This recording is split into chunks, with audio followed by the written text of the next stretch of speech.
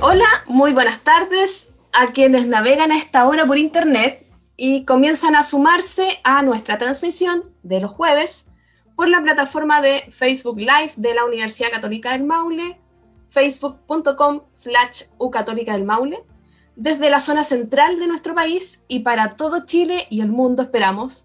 Les damos una cordial bienvenida a este tercer encuentro de nuestro ciclo de divulgación científica titulado El que busca ciencia encuentra. En una semana un tanto turbulenta y noticiosa para nuestro país. Así que esperamos que este ciclo sea una pausa, un momento de encuentro y de aprendizaje para todos en estos días complejos que vive una gran parte de la sociedad chilena. Contarles que esta iniciativa surge desde la Facultad de Ciencias Básicas de la Universidad Católica del Maule con el apoyo de el proyecto FID de formación inicial docente y también de comunicaciones, de la Dirección de Comunicaciones, gracias a quien es posible esta transmisión. Antes de comenzar con todas las presentaciones, quiero dar un aviso porque la semana pasada, para los que estuvieron conectados, hubo un concurso. Nuestro invitado de la semana pasada, Nicolás Libedinsky, regaló un libro, su libro, digamos, que se llama La unidad de todas las cosas, y hubo un sorteo y un ganador. El ganador es Matías Órdenes, él estudia pedagogía en física y matemática en la USACH. Nos contactamos con él y vamos a hacer entrega de este premio que hizo nuestro invitado la semana pasada. Así que ahí estamos con la deuda pagada de ese libro. Bueno, antes de comenzar de lleno con el interesante tema que hoy nos convoca, y sobre todo para quienes nos ven por primera vez, presento a quienes estamos esta semana y todas las semanas con nuestros invitados en estas entretenidas conversaciones. A Nelson Velázquez, académico de la Facultad de Ciencias Básicas de la UCM, y quien les habla, Sandra Araya, también de la misma facultad, quienes cada jueves entre los meses de abril y junio a las 18 horas estaremos conversando con distintos científicos y divulgadores o comunicadores de la ciencia sobre diversos temas. También presento en esta oportunidad a Cristian Aguilar, académico de la Facultad de Educación de la UCM. Hola, Cristian. Profesor de Educación General Básica y experto en temas de educación de las ciencias y educación ambiental, que nos va a acompañar hoy en la conversación posterior a la charla y nos va a dar su visión desde el punto de vista educativo. Y a nuestra invitada, investigadora de la casa, la micóloga, ya sabremos qué significa micóloga, Patricia Silva, a quien presentaré con mayor detalle en unos minutos más. Muchas gracias a todos por estar junto a nosotros el día de hoy, y a continuación dejo al señor Nelson Velázquez, quien nos va a presentar y nos va a introducir en este interesante y para muchos desconocido tema que hoy nos reúne. Gracias, Sandra.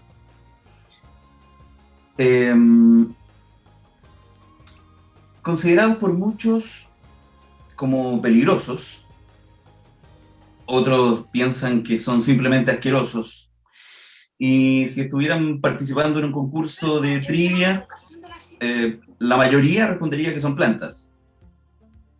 Lo cierto es que es uno de los grupos de seres vivos más importantes de nuestro planeta, siendo responsables, por ejemplo, de que nuestras heridas no se infecten, o de que el pan suba con la levadura, o el fermento de la cerveza tan apetecida a lo largo de gran parte de nuestra historia, e incluso responsable de la muerte de cierto emperador romano. Nuestro desconocimiento es tal que nos lleva a cometer errores a la hora de expresarnos en relación a este tema. Funga en vez de flora, fungario en vez de herbario, micología en vez de botánica. Son cambios que debemos incorporar, dado que para los micólogos confundir un hongo con una planta sería como confundir un elefante con un álamo. Pero, ¿por qué tanto desconocimiento? ¿Son tan importantes los hongos? ¿Cuál es el papel hoy día en el contexto mundial? ¿Sería posible que los hongos ayuden a disminuir los efectos del cambio global? Son preguntas que nos surgen y que trataremos de develar en este viaje al desconocido reino de los hongos. Muchas gracias, Nelson, por esa presentación que evidencia que la mayoría estamos un poco alejados o no tenemos tanto conocimiento del tema. Y esa es un poco la idea del encuentro de hoy. Y ha llegado el momento de presentar a nuestra invitada, la bióloga y doctora en ciencias biológicas, una de las pocas micólogas chilenas. Es como cuarta vez que aparece este término, ¿no? Pero ya sabremos qué significa. Una investigadora chilena que viajó por el mundo para aprender de hongos y volvió a Chile para estudiar la riqueza de estos particulares seres vivos en nuestro país y de esta manera hacer visible lo que para nosotros es invisible. Con un fuerte compromiso en divulgación científica, ha dictado múltiples charlas y talleres, forma parte de la ONG Micófilos, recomiendo la página, es hermosa. Tiene su propio Instagram de divulgación científica de hongos y micorrizas, @pachirriza. Es fanática de la música, baterista hasta la muerte y amante del montañismo y el senderismo. Recibimos hoy a la ecóloga y experta en hongos, la doctora Patricia Silva. Bienvenida, Patricia. Muchas gracias por esa presentación. A todos, a Nelson, ¿cierto? A Cristian igual por estar aquí de panelistas acompañándonos. Y bueno, vamos a lo que nos convoca. Voy a compartir mi pantalla.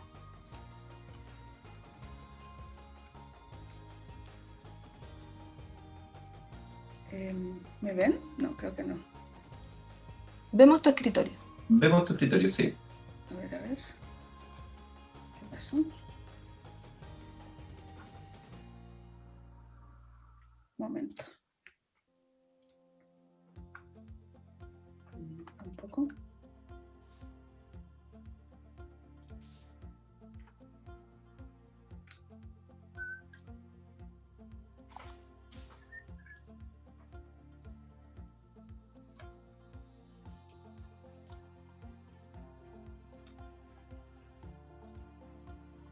Ahí sí, ¿no? Ahí sí. Ahí se ve. Pues bien, bueno, buenas tardes a todos los que están aquí presentes en esta charla, al público asistente por la curiosidad por este reino, como bien dijo Nelson, muy, muy desconocido. Debo confesar que cuando me invitaron a este espacio acepté sumamente alegre porque me encanta divulgar sobre los hongos. No obstante, estaba un poco nerviosa porque me iba a tocar después de Gabriel León y Nicolás Libedinsky, que son tremendos dos rockstars de la divulgación científica. Y bueno, si bien yo parte de mis ratos libres sueño y juego a ser rockstar, en el mundo de los hongos la verdad es que estoy súper lejos de ser eso aún.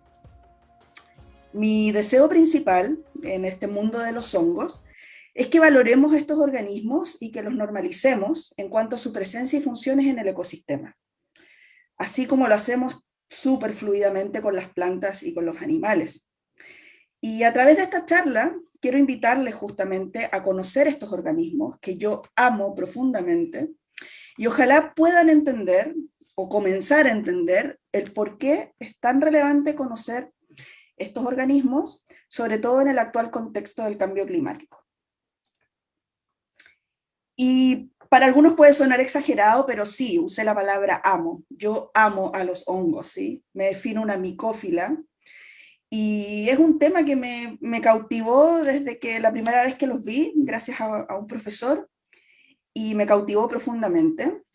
Y muchos de ustedes seguramente dicen, esta chica está un poco loca, ¿por qué ama los hongos? Y justamente porque muchos relacionan a los hongos con cosas bastante desagradables, que podemos tener nosotros o a ver en casa. Algunos se acuerdan de los pitufos, Mario Bros. Algunos lo ven simplemente como un ingrediente que le ponemos a la pizza, bastante rico por lo demás. Otros solamente se imaginan a los hongos en el mundo, ¿cierto?, de los hongos alucinógenos.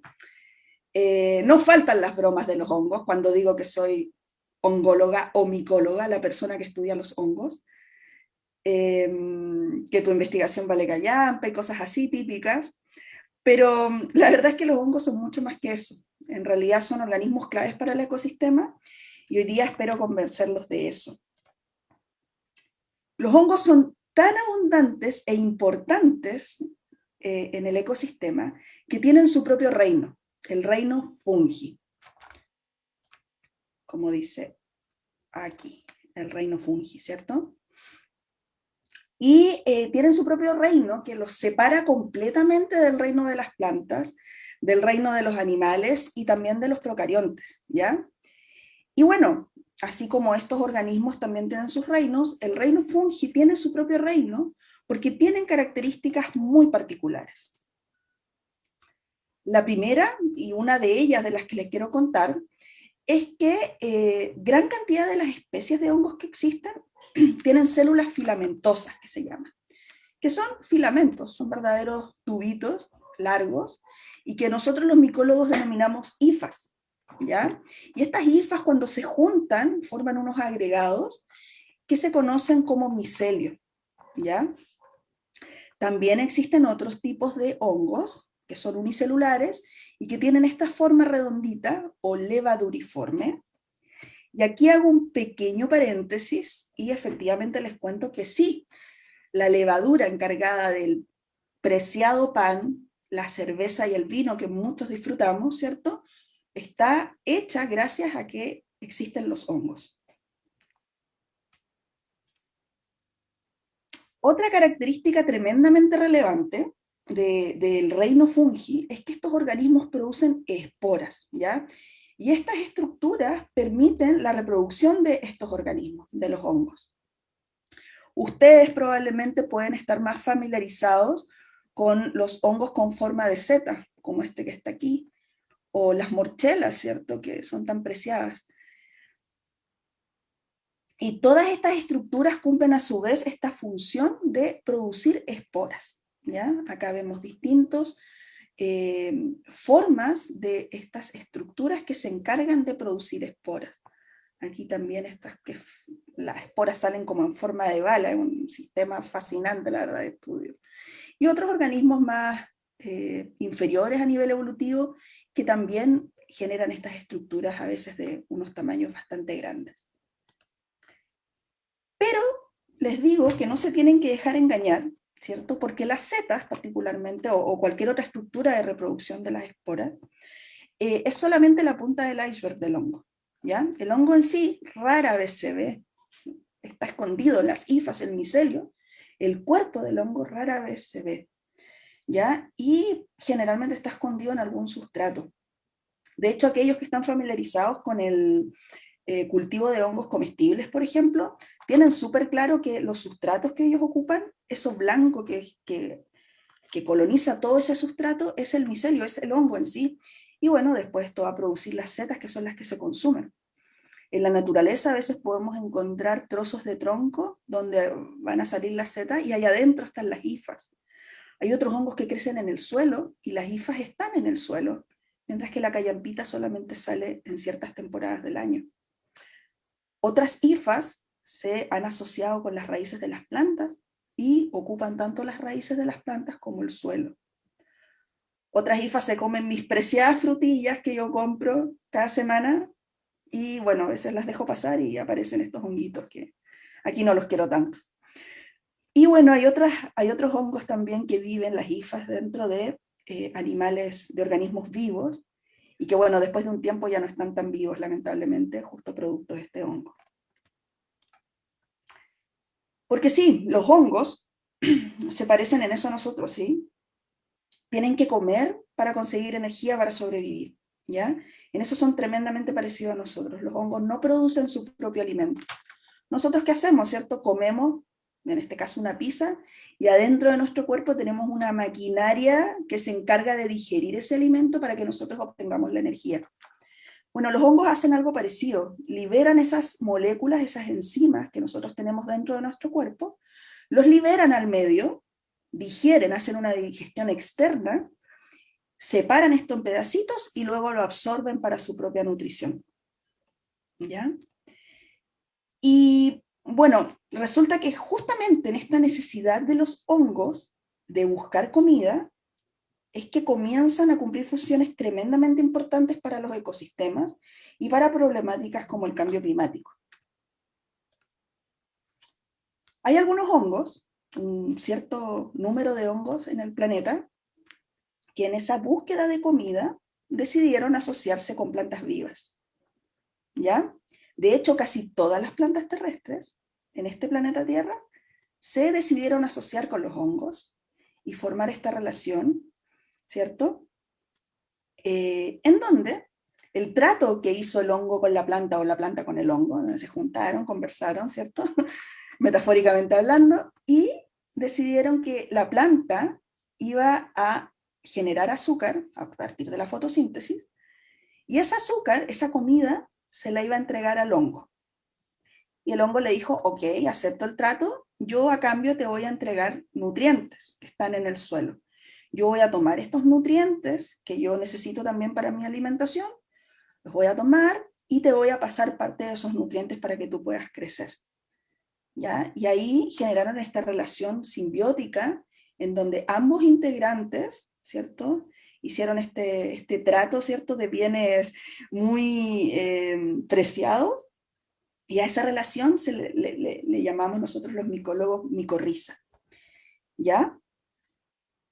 Está ampliamente difundido de que este acuerdo es súper altruista, como bien románticamente hablando, y sí, a veces es bonito, a veces ambos participantes colaboran, ambos participantes entregan su parte del trato, pero la verdad es que también hay hartos hongos y hay hartas plantas que hacen trampa, hay hartas plantas y hartos hongos que dicen que van a entregar y al final no entregan, así que en realidad no es tan romántica y bonita esta relación después de todo, ¿ya? Van a veces entre el parasitismo y la simbiosis mutualista, ¿ya? Pero ahora les quiero contar cómo particularmente la micorriza, ¿cierto?, se relaciona con este tema que nos convoca hoy día, que es el cambio climático. Antes de ahondar en la respuesta, ¿cierto?, de la relación que existe entre micorriza y cambio climático, hay que destacar justamente que gracias al esfuerzo de muchos científicos, cientos y miles seguramente, hoy sabemos que el calentamiento en el sistema climático es inequívoco, ¿cierto?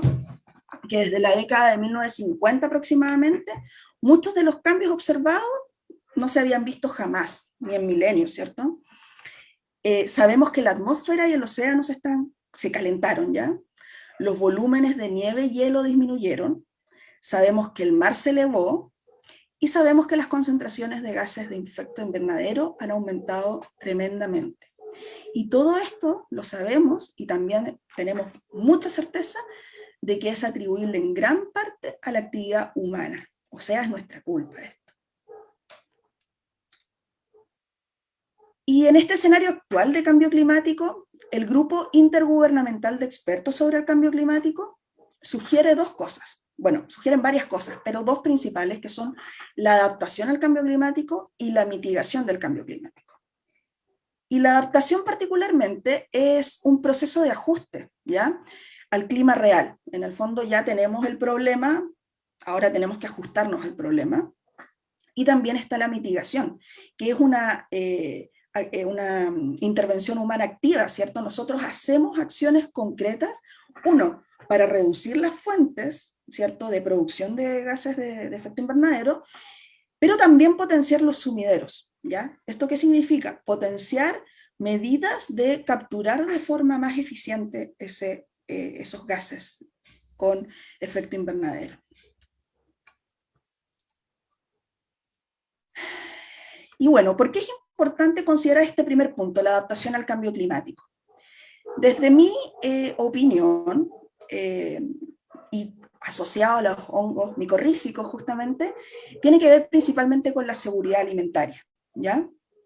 Algunas estimaciones de la FAO indican que se necesita incrementar la productividad agrícola al menos en un 70% de aquí al 2050, si no, no vamos a comer simplemente, ¿ya?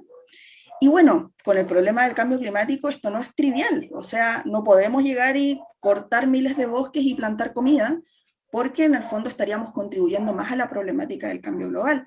Entonces tenemos que tener medidas sostenibles justamente de lidiar con esta necesidad de más alimento y a su vez con esta problemática del cambio climático. Y aquí la micorriza tiene un aspecto, un rol muy importante y tiene mucho que decir, particularmente un tipo de micorriza que se conoce como micorriza arbuscular. Gran parte de las plantas de interés agrícola, ¿cierto?, de las que nos dan alimento, forman este tipo de micorriza, ¿ya?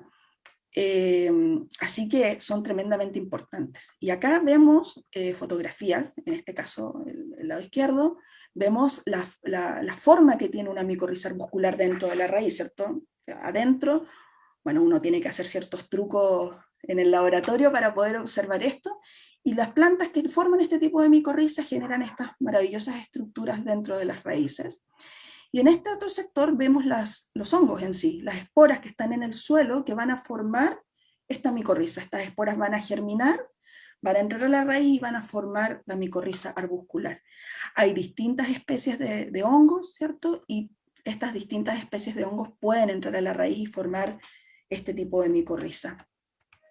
¿Y por qué es importante? Pues, desde la perspectiva de la seguridad alimentaria, es justamente porque la micorriza brinda numerosos efectos positivos a las plantas, ¿ya? Por eso el interés en agricultura sostenible en contexto de cambio climático. Podemos destacar tres cosas. Primero, el uso eficiente de los nutrientes del suelo, ¿ya? Los nutrientes no están tan fácilmente disponibles en el suelo normalmente, ¿ya? Por eso usamos tanto fertilizante artificial. La roca fosfórica se está acabando. Va a llegar un momento en que no vamos a tener fósforo disponible para poner de forma artificial. Entonces, el poco fósforo que tenemos que saber utilizarlo bien. Y la micorriza arbuscular en ese respecto es tremendamente clave y es un potencial facilitador de esta tarea. Otra cosa que es muy destacable de la micorriza arbuscular en el contexto del cambio climático y la seguridad alimentaria es que permite la aclimatación de las plantas, una mayor resistencia de las plantas a sequía. Eso también es un efecto del cambio climático y por lo tanto si nosotros utilizamos plantas con micorriza arbuscular potencialmente vamos a también sobrellevar estos estreses bióticos de las plantas. Y la última característica bien importante es la resistencia a los patógenos. Plantas que han estado asociadas a micorriza arbuscular también se ha visto que tienen mayor resistencia a los patógenos. ¿Ya? Esto suena súper lindo, ¿cierto? Suena como los hongos micorrízicos arbusculares van a salvar el mundo, pero la verdad es que aún faltan hartos ajustes todavía para poder utilizar esta herramienta biotecnológica. A la fecha conocemos varias especies con potencial para cumplir esta función.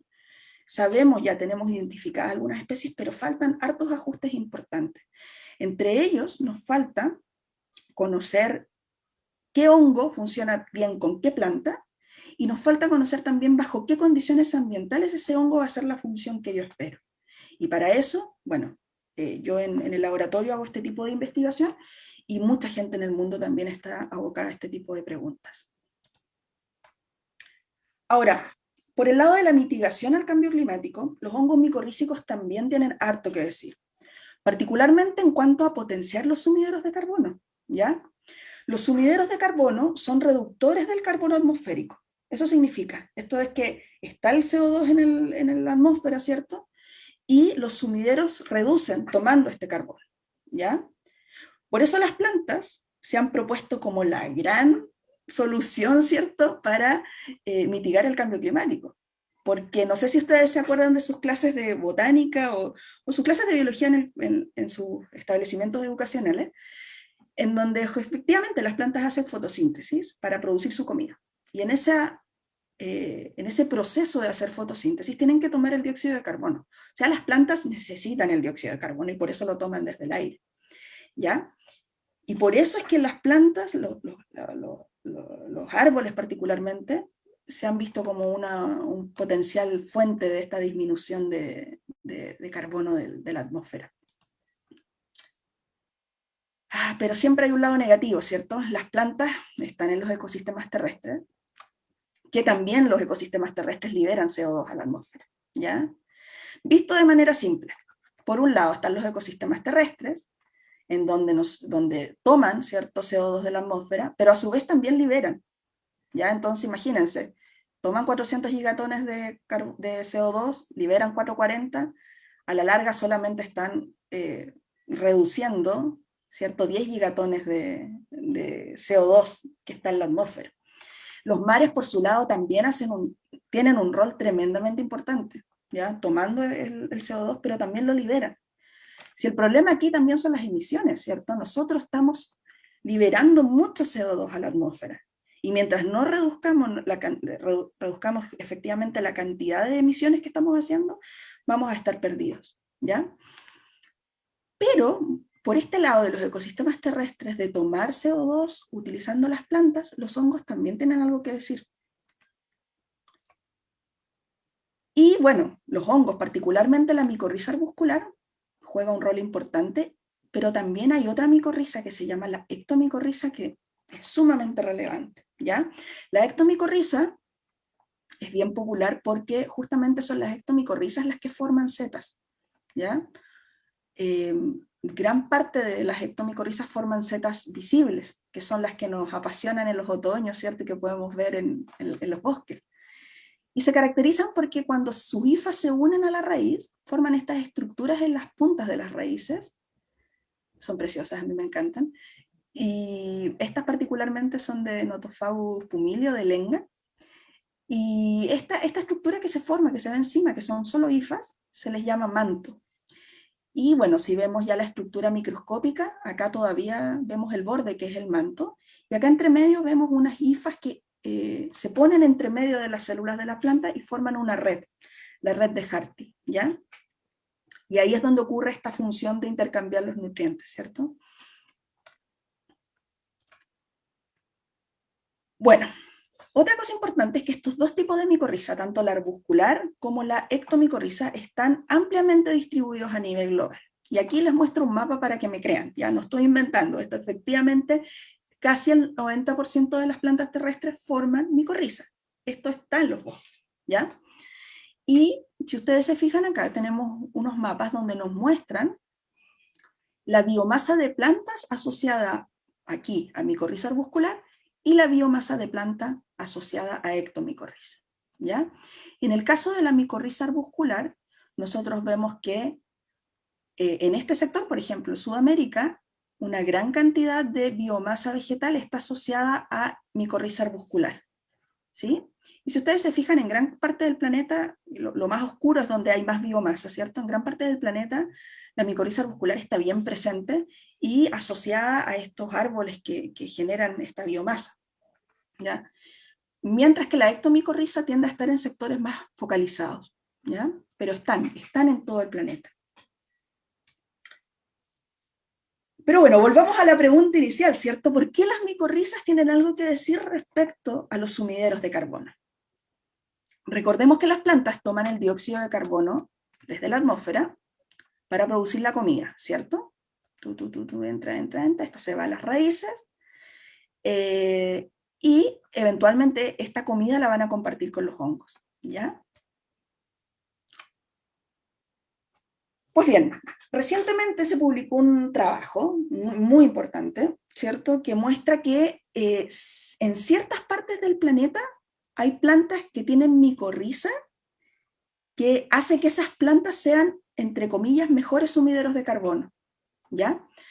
Acá vemos un mapa con plantas con micorriza arbuscular, acá vemos otro mapa con plantas con ectomicorriza, y acá vemos otro mapa que considera solamente las plantas que no tienen micorriza.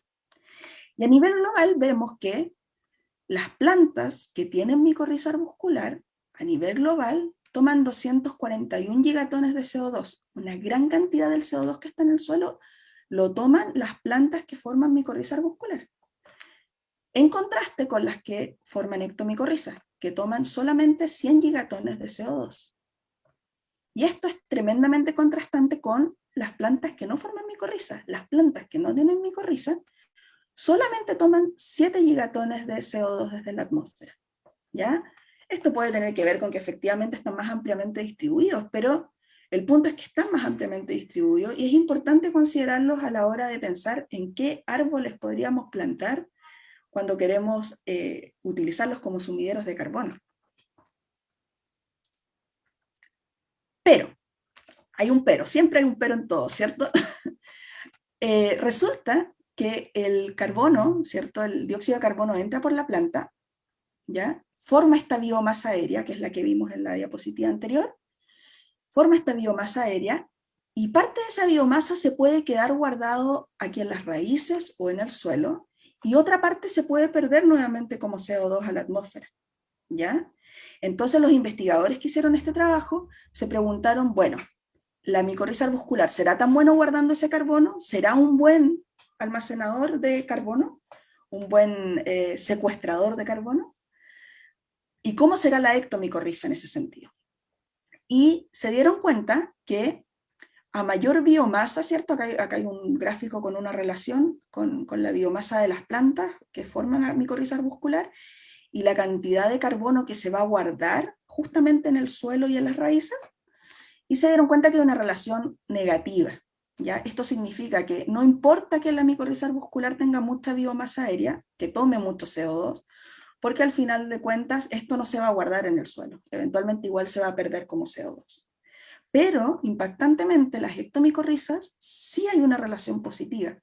Esto significa que las plantas que tienen ectomicorriza toman ese CO2 y además lo dejan guardado en el suelo, además lo dejan guardado en las raíces, ¿ya? Eso significa que una fracción muy pequeña de ese CO2 vuelve a la atmósfera, ¿ya? Y esto no es trivial a la hora de que pensemos en qué queremos plantar para combatir el cambio climático. Hoy día la solución principal que se está dando es plantemos árboles, ¿cierto? Pero bueno, no podemos plantar cualquier árbol. Ojo, esto es a escala global, ¿ya? Esto es un patrón a escala global tremendamente importante y ahora nos falta disectar un poco esto a nosotros. Y ahí entramos los científicos que trabajamos con esto, en ver qué planta con qué hongo, qué combinación justamente hace que se tome más CO2 y se mantenga más CO2 en el suelo. Parte de la investigación que estamos llevando a cabo en el laboratorio también tiene que ver con esto. Por último, y no menos importante, el cambio climático, o sea, los hongos también son organismos vivos, ya como las plantas, como los animales, como las bacterias, y también están tremendamente amenazados por el cambio climático, ¿ya? El aumento de la temperatura, el aumento del ozono, el aumento del CO2, igual afecta negativamente a estos organismos y eventualmente disminuyen las poblaciones, ¿cierto? Finalmente tenemos menos hongos, ¿cierto? Entonces, desde un punto de vista de conservación, también el cambio climático afecta tremendamente las comunidades de hongos que existen.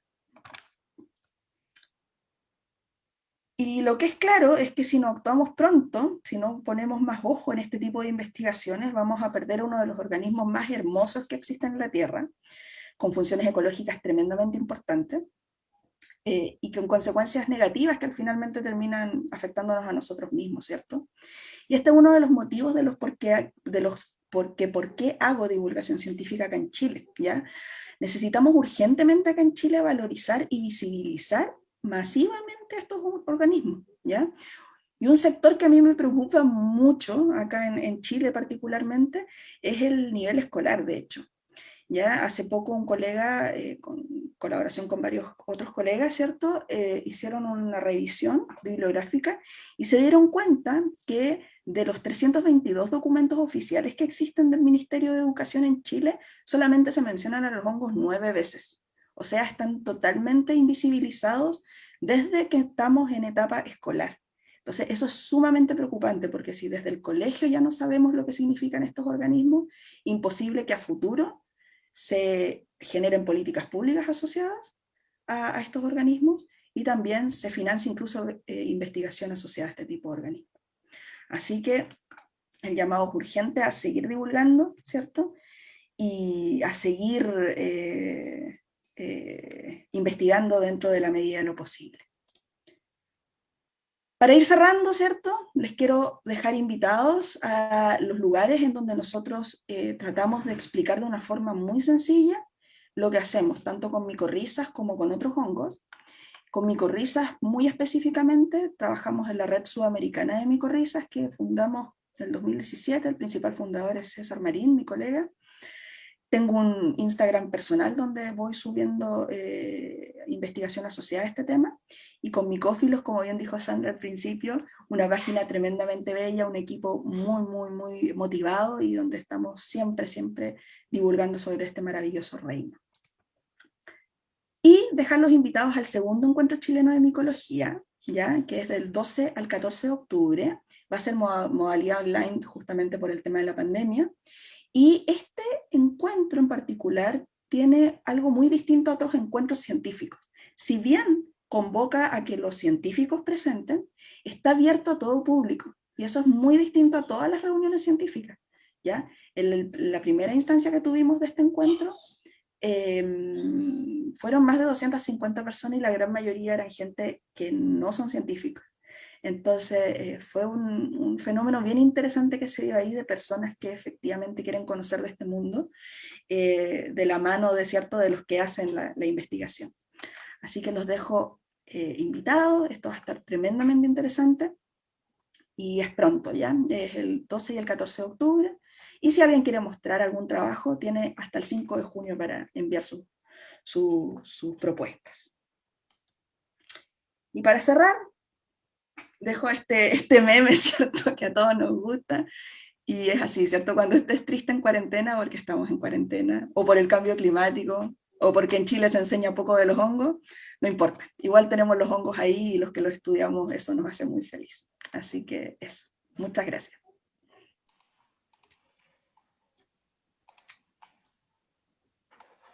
Muchas gracias, Patricia, por esta entretenida presentación, terminando ahí con dedito para arriba, en onda positiva, Sí. Donde nos has mostrado y has hecho visible este desconocido mundo, y en especial la importancia que tiene para el cambio climático, para el combate del cambio climático.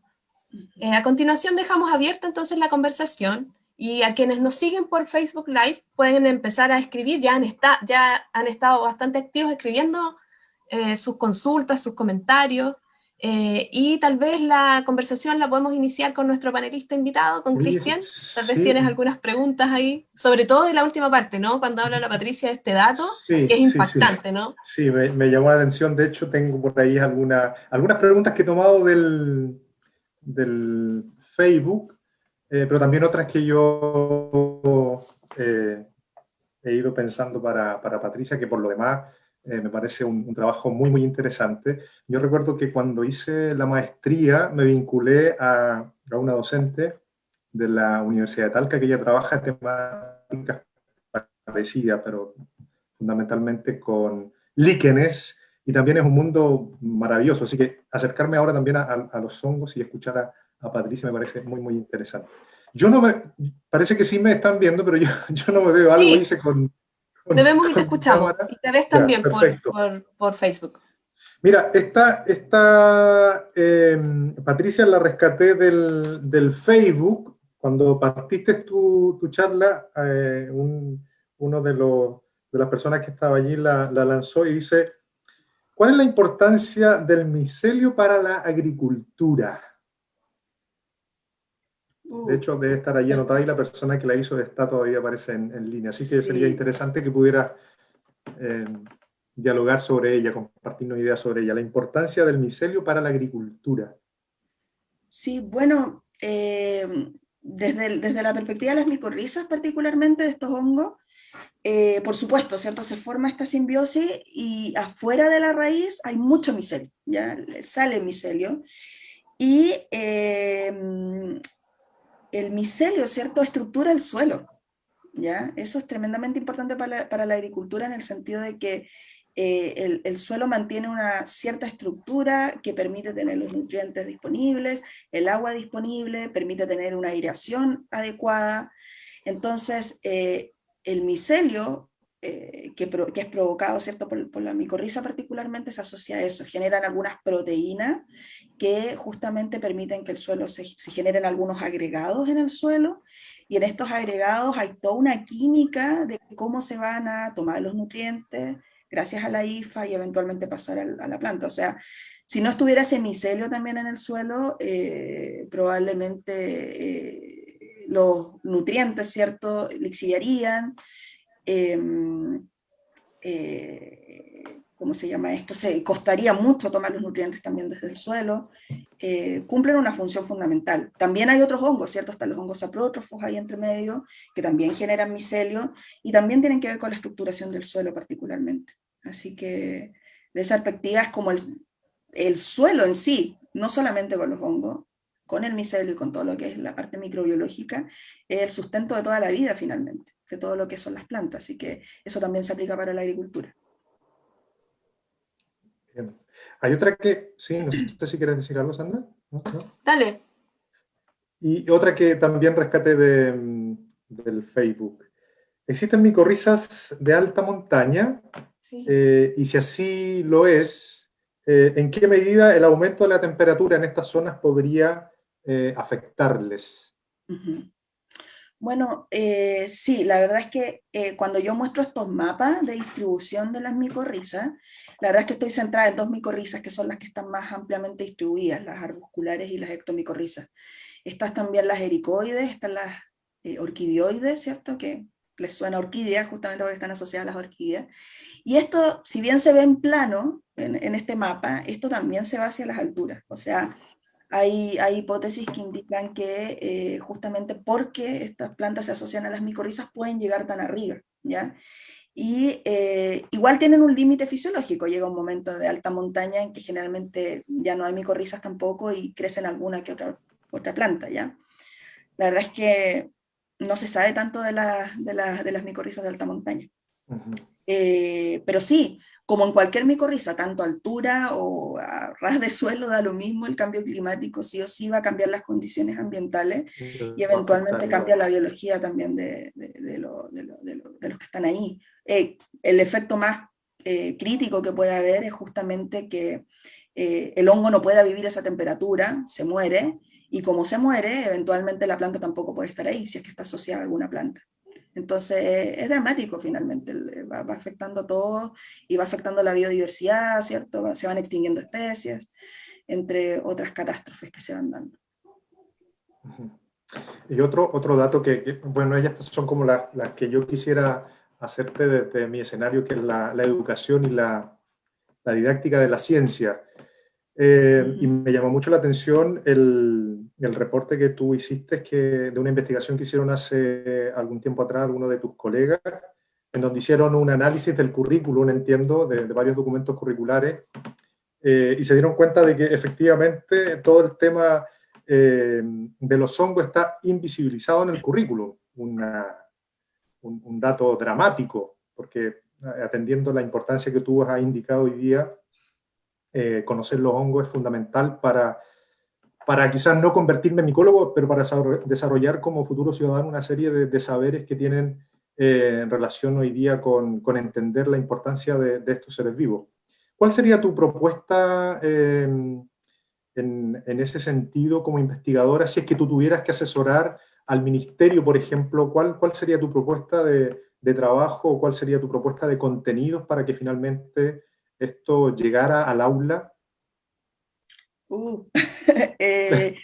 Bueno, he soñado tanto con esto, la verdad, así como cómo metemos en el fondo los hongos en los currículos, ¿cierto? La verdad es que ahí yo he pecado un poco de ignorancia. Yo creo que faltan un poco los vínculos justamente de propiciar estos espacios de interconexión entre las personas que conocen la forma de meter estos contenidos ahí, porque, por ejemplo, yo no los conozco, yo no tengo idea cómo poder hacerlo, ¿te fijas? Entonces, no sé cómo funciona esa maquinaria, pero los contenidos yo los tengo, o sea, tenemos clarísimo cuáles son las funciones principales de los hongos en el ecosistema. Yo sueño con que en vez de que pongan la célula de planta, la célula de animal y la célula procarionte, que ponen una bacteria típico, que al lado salga la célula del hongo. Porque la célula del hongo es una célula filamentosa que tiene estructuras particulares, que tiene una forma particular. Ponerlos al mismo nivel porque son igual de importantes, ¿ya? Y a partir de eso, cuando, por ejemplo, yo igual una vez tuve la oportunidad de hacer clases en aula y me tocó ver estos libros y claro, cuando hablan del ecosistema, los hongos no salen por ningún lado, o sea, hablan de la descomposición, pero no dicen nunca que la hacen. ¿te fijas? Entonces, Sí. es como que hay un hoyo negro ahí, y la verdad es que tiene que ver también con los avances de la micología, o sea, el reino fungi se hizo reino hace bastante poco, en los años 60 más o menos dijimos ya, esto es un reino, o sea, bien hace poco, y la explosión esto de micólogos es reciente, o sea, de hecho no existen programas, creo que existe un programa así como de doctorado en micología, pero en general son doctorados en ciencias biológicas, en plantas, en animales, pero hongos casi no hay. Fíjate, entonces esto yo creo que el hecho de que tampoco estén en el currículum va de la mano con que la ciencia en sí, la ciencia de la micología ha ido avanzando también muy lento, ¿ya?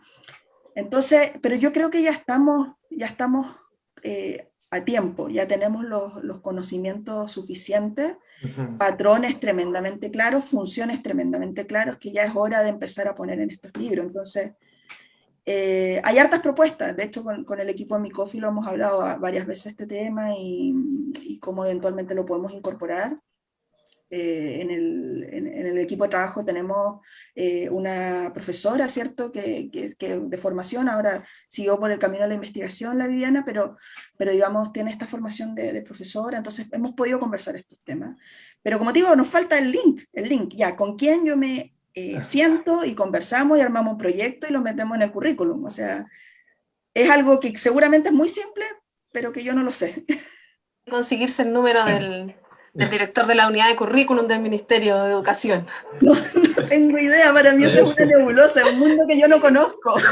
Pero es importante también estas instancias para que se ponga, también se exponga esas situaciones, que tal vez falte ese nexo que una ambos mundos para poder incorporar este tema que vemos que es tan fundamental. Nelson, no sé si tú quieres. Sí, precisamente en esa línea, y un poco para fortalecer esta inclusión de los hongos en el currículum, pero también en el saber popular. Claro, si nos puedes contar cuáles son estas diferencias entre lo que nosotros o las personas generalmente confunden, que son las plantas con los hongos. ¿Qué las diferencian? De hecho, disculpa, antes de que a lo mejor la Patricia conteste, aquí hay una pregunta de Claudia que dice que algunos peques amigos le preguntan si los hongos hacen fotosíntesis. Fotosíntesis, claro. Eso es lo típico. Claro. Eso es lo típico. O sea, por eso yo les digo, los hongos, de hecho en el supermercado los champiñones deberían estar al lado de la carne, porque son heterótrofos, igual que nosotros. Claro. ¿Ya? Claro. Y uno los ve, va al supermercado y están ahí al lado de las papas, el típico ahí. Los vegetales. Los vegetales, en el fondo, ¿cierto? Y bueno, una de las principales diferencias es esa, justamente, que las plantas hacen fotosíntesis, tienen cloroplastos y hacen fotosíntesis, y los hongos del reino fungi, ¿cierto?, no tienen cloroplastos, ¿ya? Y generan su propia comida, tienen toda una maquinaria enzimática que hace que salgan estas enzimas hacia afuera para que puedan digerir y luego incorporar los nutrientes que van a incorporar, ¿ya? Y tienen todos unos nombres extraños, algunas vesículas que se generan y que son exclusivos de los hongos para poder hacer esto, ¿cierto? Que les permiten hacer esto. Y bueno, el tema de la pared celular también, eso es típico cuando uno hace la comparación entre la célula vegetal y la animal, y uno dice la célula vegetal tiene pared de celulosa, mientras que el animal no tiene pared celular. Bueno, y ahí si usted pone a los hongos al lado, pone hilos de los hongos tienen pared celular de quitina. Sí. Ya todos los hongos tienen quitina. En los grupos varía la proporción y la cantidad de quitina que hay, pero todos tienen dentro del reino fungi. Entonces, eso ya son dos diferencias claves. O sea, como no se mueven, los estudiantes tienden a pensar que son plantas. Y como tienden a pensar que son plantas, piensan que hacen fotosíntesis. Exacto. ¿Ya? Pero al final no hacen fotosíntesis, no se mueven y son más parecidos a nosotros finalmente. Claro. Y ahí surgen estos dos términos que también aparecían en Facebook, esto de los heterótrofos, los autótrofos. ¿A qué se refiere estos términos, Pati? Claro, justamente los heterótrofos son aquellos organismos vivos que tienen que ir a buscar su comida que no generan su propio alimento, ¿cierto? Uh-huh. Que tienen que encontrarlo, tercerizarlo, ¿cierto? Claro. No son independientes. Mientras que los autótrofos son aquellos que tienen esa capacidad de hacer su propio alimento. Las plantas son autótrofas, las algas, bueno, las algas igual son del reino de las plantas, ¿cierto? También son autótrofas, algunas bacterias son autótrofas, y algunos organismos raros que no sabemos bien dónde ponerlos también son autótrofos, ¿cierto? Pero ya cuando definimos bien los grupos, uno dice, los animales y los hongos son heterótrofos, las plantas son autótrofas. Los hongos, o sea, las plantas pueden hacer su propio alimento, su fuente de carbono, energía, la obtienen lo hacen ellos mismos, mientras que los hongos y los animales no. De hecho, esa sería una característica fundamental como para lo que decís tú en el supermercado, para juntarlos y ponerlos más cerquita, más emparentados, que las plantas que son otra cosa. Claro, no, absolutamente. Patricia, y porque acá también hay una pregunta que la quiero ligar un poco con algo que discutíamos con Nelson antes de esta transmisión, que tiene que ver con que en la naturaleza muchas veces los animales tienen ciertos colores que son muy característicos, son más fuertes, más atractivos y que dan cuenta de la peligrosidad que tienen o del veneno que pueden llegar a tener. En el caso de los hongos también se habla mucho de los hongos tóxicos. Y lo ligo un poco con una pregunta de Marcos, que habla de qué componentes de los hongos es lo que les dan sus colores característicos, sus formas características, sus sabores. Hay algunos hongos que son muy llamativos y uno tiende a pensar que pueden ser tóxicos, hay colores muy, muy, muy fuertes. ¿Eso es así? ¿Se da? ¿No se da? Lamentablemente en los hongos no es tan directa la relación como sea, por ejemplo, en las ranitas, en los animales particularmente. Yo la verdad no soy muy experta en eso. Recuerdo algunos amigos que trabajaban con ranas que comentaban eso, pero si me equivoco, Nelson, me corrige, por favor. Estoy bien, ya. Pero los hongos no, lamentablemente no se da eso. Hay hongos que son súper llamativos y que son comestibles. De hecho, yo les mostré por ahí una foto de un hongo como coral, que era amarillo, sumamente llamativo, un coral, en forma coraloide. O sea, uno dice, ¿cómo esto va a ser un hongo? Pero sí, es un hongo.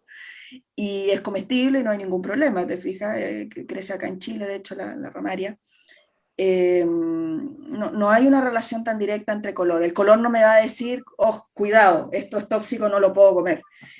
Y la verdad es que el tema del consumo de los hongos es una cuestión súper cultural. O sea, hubo mucha gente que perdió la vida seguramente para darse cuenta que ese hongo no era comestible. Así partió esto, digamos. Antes no existía la química para decir, ya, efectivamente este tiene un compuesto que me va a hacer mal y que me va a matar. No, o sea, fueron saberes que se han ido traspasando de generación en generación. Recordemos que los pueblos originarios, ¿cierto?, tenían mucha relación con los bosques, con su entorno. Entonces, dentro de este aprovechamiento de los recursos naturales está el tema de los hongos. Los hongos generan muchos metabolitos secundarios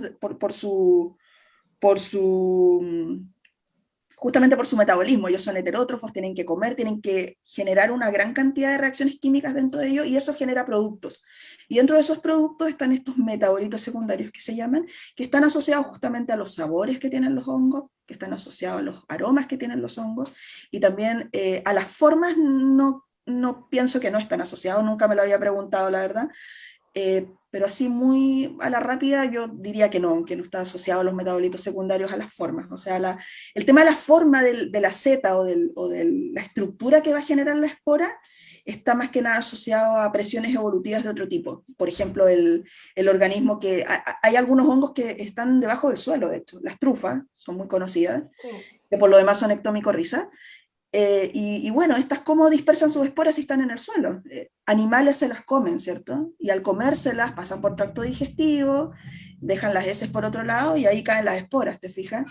Entonces, aquellos hongos que generaron este tipo de cuerpos fructíferos, su aroma generalmente son muy fuertes, generalmente son muy sabrosos. Entonces, claro, los animales se las comen y las dispersan y no tuvieron que generar esta zeta. No hubo una presión evolutiva que las hizo generar esta zeta. El ambiente también tiene mucho que ver, ¿cierto? Esta forma de paraguas de zeta tiene que ver con la cantidad de viento que hay, la cantidad de humedad que hay, que favorece que estas esporas salgan. En otros lugares se favorece una forma, en otros lugares se favorece otra. Pero todas son tremendamente exitosas y por eso esas formas se mantienen en el tiempo, ¿cierto? Y que, disculpa, es que dentro de esto mismo, dentro de estos mismos mitos o realidades de los hongos, está Hugo Benítez que pregunta y volvió a preguntar. Hugo, hace rato que quiere que le responda a esa quiere pregunta. que le respondan, que dice que ha escuchado que hay hongos que convierten a insectos en zombies.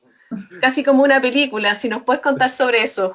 Sí, eso está para hacer un cuento, realmente está para hacer un cuento de niños, o sea, ahí están los famosos Cordyceps, ya acá en Chile existen, los hallazgos son bien focalizados, bien puntuales, pero existen, en el trópico particularmente los hallazgos son más abundantes. Y claro, son hongos que las esporas caen sobre alguna hormiga, sobre algún saltamonte, sobre larvas incluso de mariposa, muchos insectos en realidad, y estos hongos empiezan a germinar, ¿cierto? Las hifas empiezan a tomarse del cuerpo de este animal, y ahí pasa un tema con la neurología del insecto, que el insecto como que tiende a irse para arriba, a zonas altas, digamos, cosa de que después llega allá arriba, se muere, y las esporas, digamos, el cuerpo fructífero sale, esta estructura que genera las esporas, y estas esporas caen, ¿cierto? Esta cuestión de encontrar el punto más alto tiene relación con que las esporas caigan y se diseminen a la mayor cantidad de insectos que pueden haber abajo. De hecho, hay un comportamiento social en algunas hormigas que han visto que cuando detectan que hay una hormiga infectada, la echan simplemente. O sea, algunas hormigas han tenido la habilidad y han desarrollado esta habilidad digamos, ¿cómo se dice cuando echan a alguien para siempre? Ay, se me olvidó. El éxodo. Lo exilian, literalmente lo exilian, sí, y se va y listo, pero otros no tienen tanta suerte y alcanzan a infectar, y bueno, la verdad es que uno tiende a pensar que los hongos patógenos o parásitos son malos, pero son sumamente importantes, o sea, sabemos que regulan las poblaciones, ¿cierto? Y si no, esto crecería. Y ahí vienen las historias de terror de, oye, si sale un Cordyceps que ataque a los humanos y si nos convertimos todos en zombies. Claro. No, por favor. Y podemos hacer una película de eso si quieres, así echar a volar la imaginación. Pero sí, ocurre, es cierto, Hugo, no estás para nada inventando. También hay otros, bueno, que no son mitos, sino que otra de las propiedades debido a sus componentes, a los componentes de los hongos, es que son estas propiedades psicotrópicas o psicodélicas, y de ahí viene el más conocido, la manita muscaria, que tampoco hay que demonizar su efecto, porque he escuchado que también se están usando con fines terapéuticos. No sé si tú tienes algún tipo de información sobre eso. Yo no juzgo, no tengo ningún prejuicio contra los hongos alucinógenos ni nada, pero la verdad yo no manejo mucho el tema, o sea, he visto charlas, nunca he ido como a las fuentes principales, digamos, a los artículos que muestran los ensayos clínicos, pero sí, entiendo que hay evidencia asociada a esto, particularmente con los hongos del género Psilocibe, ¿cierto? Que tiene que ver con que se están asociando un poco a tratamientos de depresión severa, de tratamientos de adicciones, ¿cierto? A otras drogas incluso. Claro, guiadas, ¿cierto? Por un terapeuta que permite ir, o un chamán, digamos, no sé. Pero sí, de hecho hay estudios. Yo tengo que ser honesta que no los he leído, entonces no te puedo contar mucho como del ensayo clínico y de la veracidad del tema, pero entiendo que hay por ahí alguna evidencia interesante al respecto, de todas maneras, sí. Y bueno, los pueblos más antiguos, ¿cierto? Que tenían estas culturas de chamanes y todo, siempre han utilizado este tipo de hongos también. O sea, en algunas partes del mundo es fuerte esto, lo que se le llama la etnomicología, que son justamente estas personas que estudian el uso con estos fines, ¿cierto? Espirituales, para algunas culturas. Hay harto de eso igual. El reino de los hongos es tan grande, o sea, imagínate, por ahí pasó colado, pero cuando yo dije que tenían su propio reino, abajo chiquitito decía la estimación de especies que existen. Y se estima que existen como alrededor de 8 millones de especies de hongos y solo conocemos 150.000. O sea, ¿me entiendes el abanico de posibilidades que hay en el mundo de los hongos? O sea, desde las plantas hay plantas medicinales, hay plantas comestibles, hay plantas con aplicaciones biotecnológicas, hay plantas para enfermedades, hay plantas para todo, ¿cierto? En los hongos pasa lo mismo, pero solo conocemos el 5% de lo que hay. Entonces, yo siempre trato de motivar con esto a los estudiantes de lo que se te ocurra, lo que encuentras va a ser un aporte. O sea, realmente es un reino muy poco estudiado y con infinitas posibilidades. Y en esta importancia que tienen los hongos, también me impresionó un dato que creo que tú mencionaste, no sé si aquí o en otra de las conversaciones que has tenido virtuales, que tiene que ver con que el 92% de las plantas tienen micorriza. Y en ese sentido, algunas personas señalan que si no tuvieran las micorrizas las plantas, producto de este beneficio que tienen para captar nutrientes y agua, no podrían existir de manera natural, no podrían sobrevivir. Uh-huh. ¿Es tan así? Y si es tan así, entonces ahí las micorrizas y los hongos realmente adquieren una importancia mayor, porque a nosotros siempre nos han dicho que no podemos vivir no podríamos existir si no existieran las plantas, y entonces las plantas no podrían existir si no existieran los hongos. Entonces, ¿es así? Yo desde mi formación ecóloga, todo depende de todo finalmente, o sea, y sí, es así, o sea, a tu pregunta particularmente, el 92% de las plantas tiene este tipo de micorrización. Entonces, y el hongo tampoco puede vivir si no está la planta, ¿te fijas? O sea, Sí.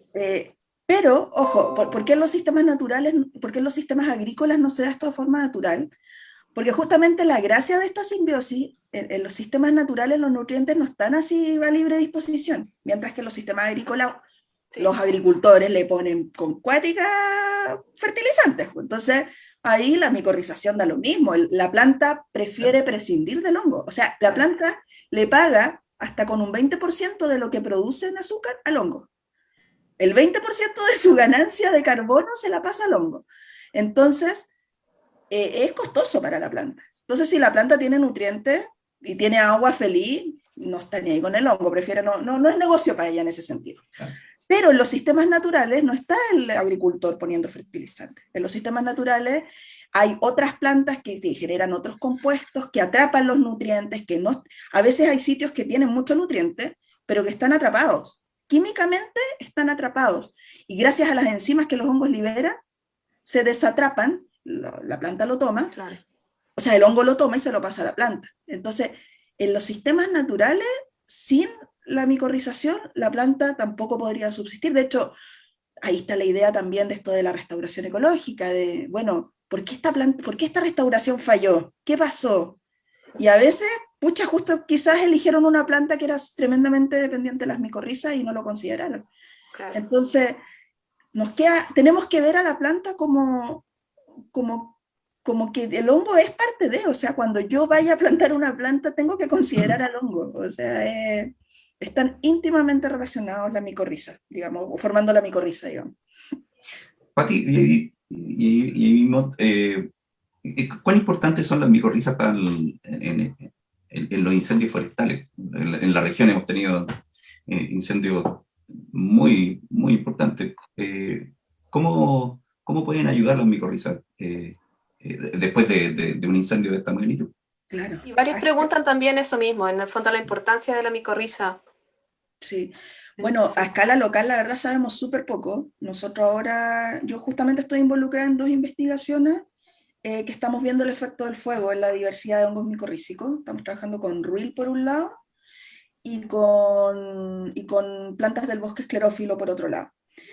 Y porque no sabemos qué pasa acá. Hay un estudio bien valioso, sí, de mi director de tesis doctoral, el profe Palfner, Goetz, y claro, él vio que justamente en los incendios, cuando ocurren ciertos incendios de cierta intensidad, algunos hongos se mueren, gran mayoría de los hongos se mueren, y empieza a predominar un solo hongo. ¿Ya? O sea, hay un fenómeno de presión selectiva del fuego con los hongos, digamos. Pasa este fenómeno, se mueren casi todos y algunos permanecen. ¿Qué implicancias tiene eso en la regeneración después? No lo sabemos. El estudio solamente mostró el cambio, ¿cierto?, que ocurre. Y bueno, hay teorías que dicen, bueno, estos hongos que se quedan son los más resistentes al fuego. Hay otras evidencias en el hemisferio norte donde efectivamente ven que se seleccionan gracias a que hay fuego, se mueren casi todos los hongos y se queda un solo hongo. Y la pregunta que viene después, que cae de cajón, es, bueno, ¿y ese hongo tiene implicancias en la regeneración? No lo sabemos, la verdad. Hay un cambio de la comunidad de hongos, pero no sabemos qué tan importante va a ser para la regeneración. Lo que generalmente se hace es medir la regeneración de las plantas y se va a mirar la parte aérea, pero no se sigue la parte de abajo. Entonces, claro, con estos estudios que estamos haciendo, la verdad son pioneros en ese tema, porque acá en Chile no lo sabemos realmente. Pareciera que hay una persona María Ayan, que nos ve desde otro país, porque dice que se perdió la introducción seguramente por cambio de hora, y dice, ¿podrían hacer un resumen, por favor, sobre la importancia de los hongos en la relación al cambio climático? Pareciera que ella quisiera escucharte, Patricia, nuevamente quisieras un epítome, hay un resumen, que es un tema que le interesa a ella. Relación hongos, cambio climático, ¿cómo? Claro. Pati, esto que hablaste con alguna conversación de los superpoderes que tienen los hongos para combatir este cambio climático. También sí. Yo te lo iba a preguntar, pero por cosas de tiempo, pero me parece súper que Cristian cierre con esta pregunta. Sí, mira, a ver, primero que todo, el grupo de los hongos es muy grande, hay varias funciones que cumplen los hongos. Hay otra función que yo no hablé, que fue la de descomponer materia orgánica. Ya los hongos, si no descomponen, en esta cosa de buscar, ¿cierto?, comida, algunos empezaron a comer a los organismos vivos que ya estaban muertos, materia orgánica muerta, ¿sí? Si no existieran los hongos, estaríamos llenos de esta basura, ¿sí? Pero bueno, yo centré mi charla en la micorriza, porque las micorrizas son mi área de expertise, digamos. Yo trabajo particularmente más con eso, y por eso me centré más en la micorriza. Entonces, yo solamente toqué el tema de cómo los hongos formadores de micorriza se asocian con el cambio climático. Y ahí yo veo, dentro de las 1000 posibilidades que seguramente hay, veo que las micorrizas son importantes en cuanto a la adaptación al cambio climático, asegurando la seguridad alimentaria, ¿ya? Porque los hongos micorrízicos van a generar mejores cultivos, por decirlo de alguna forma simple, ¿ya? Entonces, esto de cierta forma hace que las plantas puedan crecer en sitios con poca agua, ¿cierto?, con temperaturas muy altas, etcétera, etcétera. Entonces, es una medida de adaptación al cambio climático. Y por otro lado, veo esta otra potencialidad de los hongos micorrízicos asociándose a las plantas en transformarse en mitigadores del cambio climático. La mitigación al cambio climático está asociado a la captura del CO2 de la atmósfera particularmente, y se ha visto con un estudio muy reciente que aquellas plantas que tienen particularmente ectomicorriza, además de tomar harto CO2 de la atmósfera, lo almacenan también en el suelo. Lo almacenan en el suelo y lo almacenan en las raíces. Entonces esto nos da ideas de, ok, yo voy a ir a plantar un árbol, pero ¿qué planto árbol? Ojalá un árbol ectomicorrízico quizá. Eso es lo primero que a uno se le ocurre, ¿ya? Faltan experimentos, falta ver cuál es la relación puntual que hay que hacer, pero esto ya nos da una idea de que parece ser que la cosa podría ir por ahí para generar un impacto mayor. Eso es muy en resumen. Sin duda hay hongos saprótrofos. De hecho, los hongos saprótrofos también están asociados con esta cosa, y en la explicación de por qué las ectomicorrizas son mejores secuestradores de carbono, también están asociados los descomponedores, pero eso creo que es materia para otra charla, porque es muy larga la explicación, pero ahí hay una relación, saprótrofo, ectomicorriza, y cómo secuestran el carbono y cómo lo mantienen ahí, etcétera, etcétera. Perfecto, Patricia. fascinante este mundo, este reino para muchos desconocidos de los hongos. Te queremos agradecer que nos hayas iluminado con toda esta información, con todo esto, aclaración de dudas, datos importantes, con esta conexión entre los hongos y el cambio climático. Muchísimas gracias por tu charla, Patricia. Muchas gracias también a Cristian por su compañía, por complementar esta conversación, y también gracias a todos los que nos acompañaron en Facebook Live, con sus preguntas, muchísimos comentarios. No alcanzamos a responderlas todas ni a hacerlas todas, nos disculpan. Así es, nos pasa semana a semana. Debo decir que cuando he hecho otras charlas por Facebook Live, después cuando tengo un tiempo las contesto en el chat. Así que, Bueno. Maravilloso, maravilloso. Tranquilos. Yo estoy realmente comprometida con esta causa, así que voy a contestarlas en la medida de lo posible. Gracias a los asistentes. Muchísimas gracias a todos entonces, y queden atentos a las redes sociales, porque la próxima semana continuamos con este viaje llamado El que busca ciencia encuentra, y le toca al cerebro, le toca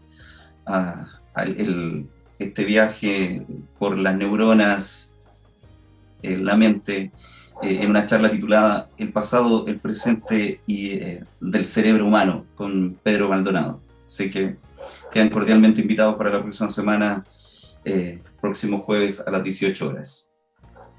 Muchas gracias. Chao, gracias chao. Felicitaciones por la Que estén muy bien. iniciativa. Gracias por la invitación a Sandra, Nelson, a Patricia, que estén muy bien. Gracias, Gracias Cristian. Gracias a los que se conectaron. Gracias. Sí, también. Chao, chao. Chao. Chao, chao.